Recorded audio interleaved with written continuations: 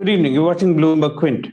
5 years after stitching together a come-from-behind government in Manipur, the Bharatiya Janata Party now is all set to form a government with a clearer mandate that has the party around the halfway mark, and perhaps with the help of a few smaller parties will go well past that halfway mark. To understand how the BJP has been able to build momentum in its favor and remain an incumbent that's been re-elected, we have with us renowned Northeast Studies researcher and author Sanjoy Hazarika. Mr. Hazarika, thank you very much for joining us on BloombergQuint. Could you take us through what's helped the BJP ride into a rising wave to be able to come back to power in Manipur? I think, Kaushik, the simple thing is that people wanted a government which would be stable. Okay.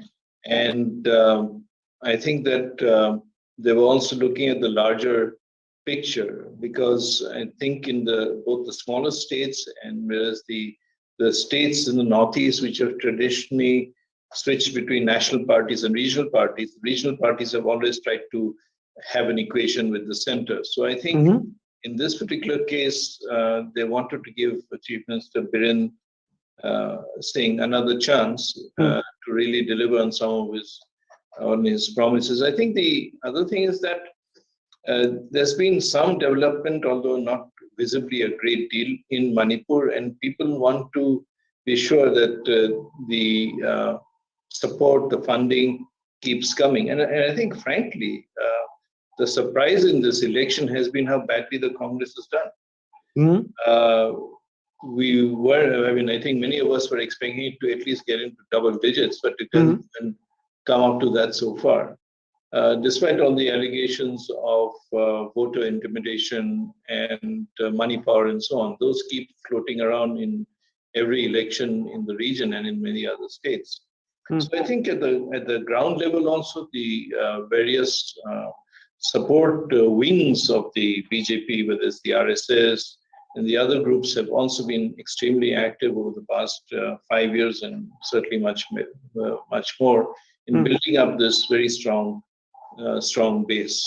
How does that reset the political axis of the state then, with the BJP now becoming the primary axis, and against it, as you said, the Congress has fallen away, and is in its place you have smaller regional parties, which earlier in your previous answer you indicated that at times do work with central governments towards what can be done for the state.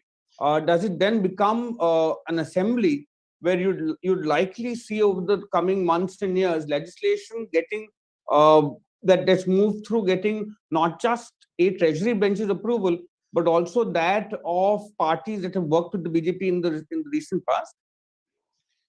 A very short answer to the question. I think that most of the parties, except one or two, one is obviously the Congress, the other is I'm not sure quite how the groups in the JDU will work out, but will gravitate to the BJP, because with the party in power in the center come also the promise of development funds and other support. So that is a key thing, and we must remember that in a place which is as diverse and complex as the Northeast, one election will have an impact on another election there. For instance, the NPP, Mr. Conrad Sangma's party, has opposed the BJP and has gone in all guns blazing and putting in its own money and its candidates. But it's almost doubled its figures from last time. But it's not yet, as far as I can make out, you can correct me, not yet a double-digit figure. So not so far. And he has an election next year in Meghalaya. So everything is interconnected pretty seamlessly. So they would need to make accommodations and compromises, frankly, in order to make sure that they don't alienate the center or the BJP beyond a point. I'm going to flip that equation around. The fact that over the last 4.5 years, you had Himanta Biswa Sarma build out a Northeast Democratic Alliance that started out with the strength of those that were regional players, on the basis of along which the BJP rose and rode. Is that slowly being replaced? As you made the point about the NPP, is that slowly being replaced by primary BJP strength in state after state, away from those allies that were perhaps needed 4.5 years ago, that will slowly fall away and find themselves as being the primary opponents to the BJP or in par with, and the BJP in opposition to it. Is that how that mix is changing in some of these states? No, I'll flip that again on its head and say that the BJP is essentially replacing the Congress. Okay. So in all the states of the Northeast, the Congress ruled. Hmm. It doesn't. Hmm. And in its place, another national level party has come in. Hmm. The regional parties are still there. They're not vanished. But what is happening is in Meghalaya and in Nagaland, a very strange thing has happened in which the Congress has joined the ruling coalition, which includes BJP. There are no Congress. There are no opposition MLAs. In either assembly, which is really extraordinary. That's right. You don't see that happening anywhere else in the country. Yeah. So it's that is again building with an eye to the next election. So even if the Congress loses badly, it still has some seats to fall back on. But really, the BJP has become, as it were, the national party of choice in the states which earlier voted the Congress to power, because the Congress is seen as not being strong enough and robust enough to carry people's, shall we say, beliefs, to convince people that it is a party that can deliver.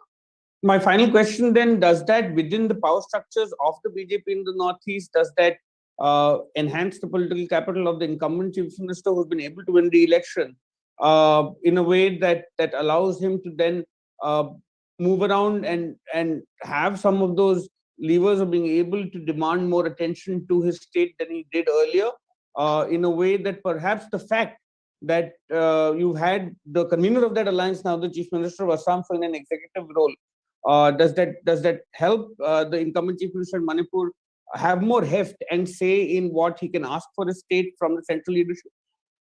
No, it's not just that, Kaushik. It is that I know for a fact, because I've known Biren for many years, and both in his Congress time and this avatar, and he's had a very tough time placating his allies and rebels within the cause, shall we say. Interesting. Okay. Now he has a much freer hand to deal with the party on his own terms. And as somebody who, I think he got some support in the hills, because he reached out to the hills. There was always this divide between the hills and the plains, the hills and the valley in Manipur.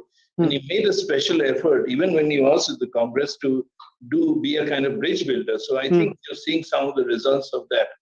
And I think, yes, I mean, it will certainly increase his influence at the center if he campaigned largely on his own. Though some of the big guns of the BJP did come and campaign, but ultimately it was he and his team which carried the thing, and the grassroots workers, because must not forget that the RSS and the BJP's cadre have been very active there and in the Northeast. And I think the Assam Chief Minister, as the head of NIDA, did give a big push in this process.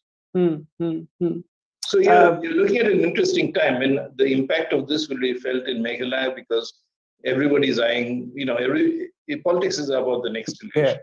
Yeah.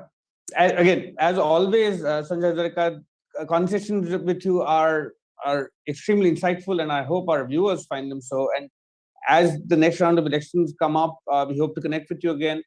And if you have been, thank you for watching. Thank you.